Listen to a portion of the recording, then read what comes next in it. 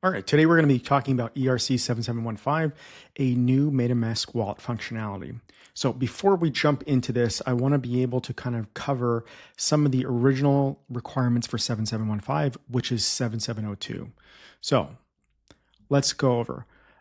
What 7702 is, if you're not familiar, is a standard which makes or adds code to your existing EOA wallet, your externally owned wallet, essentially. So you have an existing MetaMask wallet and it'll essentially add code to it.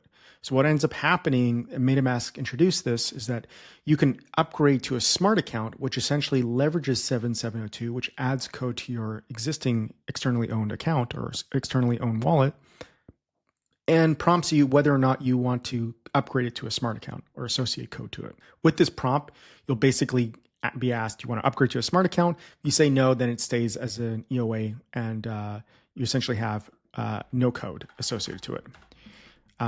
From yes, if you do upgrade, what ends up happening is that 7702 is now in effect. Essentially, there is code that's associated to it. And MetaMask has made the decision to deploy the same contract on multiple EVM networks. And it's a EPI 7702 stateless delegator contract or whatnot. And basically what this says is I'm going to point this EOA, this wallet, to this contract code. And if you're familiar with Foundry, you can use CAS code in your wallet address.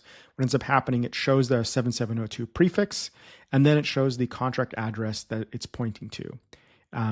From here, you'll kind of see in Barascan that it's the 7702 stateless delegator contract, right? And why this is important is that this is actually a standard contract that meets the criteria for, yes, another ERC 7710 or 7710, which is smart contract delegation. And why this is important is because smart contract delegation is needed for 7715. And all it is an interface or function essentially that has the redeem delegation, which requests three things: the permission context, modes, and the execution call data. And you can kind of see here, the context is, or the permission context is, it's an obscure like hash or basically a whole bunch of data that says who granted what to whom and under what rules. That's like the first input. The second is the mode. So whether or not we're batching multi-calls, running into a single request, whether we're reverting things, or what happens if, a transaction goes wrong, does it just continue in that case? And then obviously the execution data in terms of the actual action we want it performed. So it goes through this redeem delegation to be able to perform the transaction and process it essentially. So 7710 is an interface within the stateless delegator contract, which is pointed to from your EOA when you upgrade it to a 7702 code in terms of a smart account. What's interesting here is that with 7715, it does introduce those three. It does meet the criteria in 7710, where 7715 essentially formats the data that's needed for that 7710. Now, with 7715, it introduces four different types of JSON RPC requests. Those four are wallet get supported execution permissions. It basically checks the type of permission type, the wallet that's supported, and calls us first before requesting any permissions essentially. So this is just saying, what can I do, right? The other is request for execution permissions. So actually grant the requests that they're requesting. And then wallet granted execution permission. So what have I granted in the past or currently in the sense? So I can see what I can do. I can grant the request. I can see what I've already granted previously. And then I can also revoke those requests. So that's where 7715 introduces is prompting a wallet from MetaMask with these specific types of JSON RPC requests and putting it in a format that's needed to be put into that delegate contract where we're redeeming that delegations essentially for the permissions, the mode, and the execution call data. So what can you do?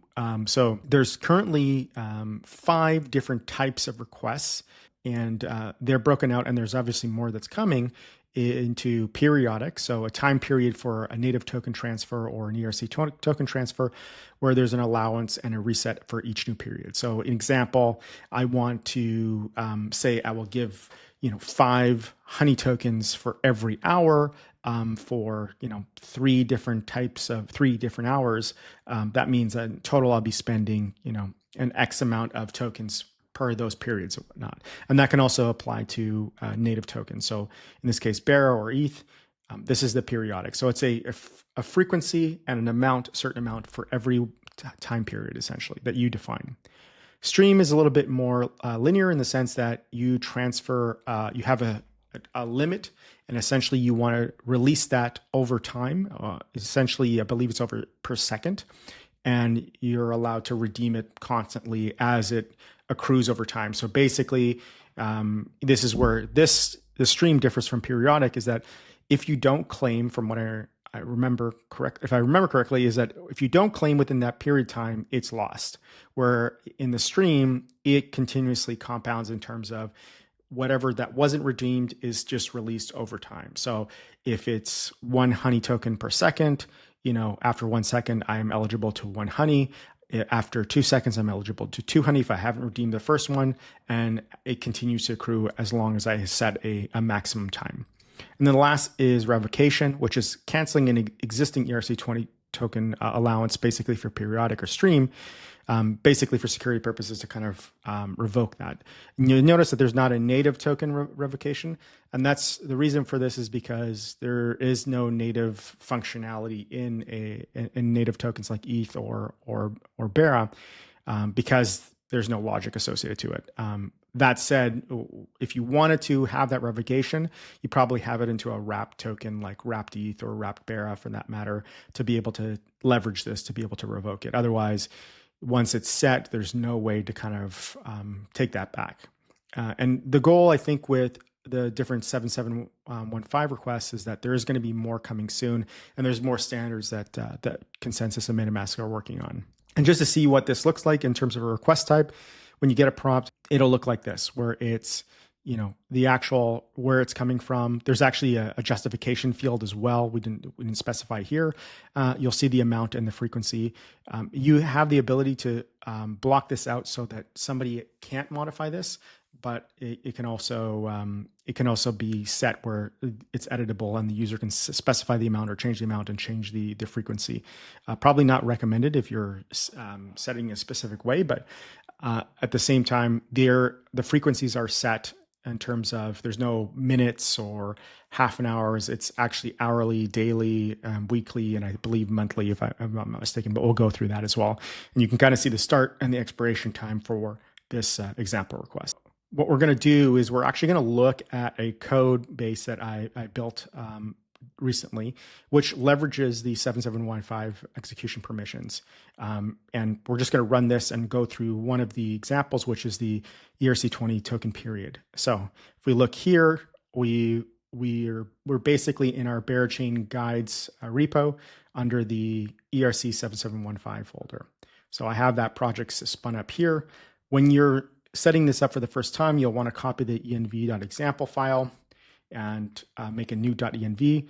The session account is basically the account that you want to send this to. So this is optional, but I do recommend setting it. And then the token address, in this case, we're going to set it to Honey, because Honey is actually supported with this as well, as many ERC-20 tokens are, just to kind of fill in the gaps. So if we do run this, button dev, this is running on localhost 3002, and we can kind of see that here. Give it a second to load. So if I disconnect and I connect my wallet for the first time again, we'll see that it shows the supported permission types. So native token stream, native token periodic, ERC token stream, ERC-20 token periodic, and token revocation. You can see like a drop down of different types of chains that are supported for these particular functions, but this is read from the wallet itself. So in this case, I have an ERC token periodic. The chain is set to Bear Chain. The session token is set to a second address that I have, and the token address actually is Honey. And the spending limit, I'm going to specify to 0.01 because I believe I only have so much. Yeah, so actually you'll set it to 0.02. And you notice that the periods are hourly, daily, weekly, biweekly, monthly, yearly. So we're going to just set it to hourly, and we're going to set the number of periods to 2. So if I did this, I should be able to spend or redeem 2 0.002 honey for every hour. And if we request the permission, we'll see that prompt here. And you'll notice here that I had the allow wallet to adjust the permissions. This is where the user can come in and actually adjust this if they want to. But typically, if you check this off in terms of the request, what will end up happening is that this will just be disabled, and they'll just have to take what inputs were there to be able to approve the request. So I'm going to grant it. From there, I'm going to confirm. And you'll see a granted permission essentially that's generated with the context, as well as the going to the delegation manager that was already set for the UOA. And what we're going to do is this is actually preloaded, and I'm going to switch over to the second account, and here I'm just going to disconnect, connect again, but connect the second account, which has Bera, and you'll kind of see that this granted permission is stored in localhost so that it can persist. And I want to send this amount to me. I believe it's already baked in. And I'm going to try to redeem 0.001. I think it's actually 0.002, if I'm not mistaken, that we had specified. But let's just double check. So we'll try 0.002. And we try redeem. We'll see the prompt goes through. This is a second account, so not the first account. That's going to essentially process the request.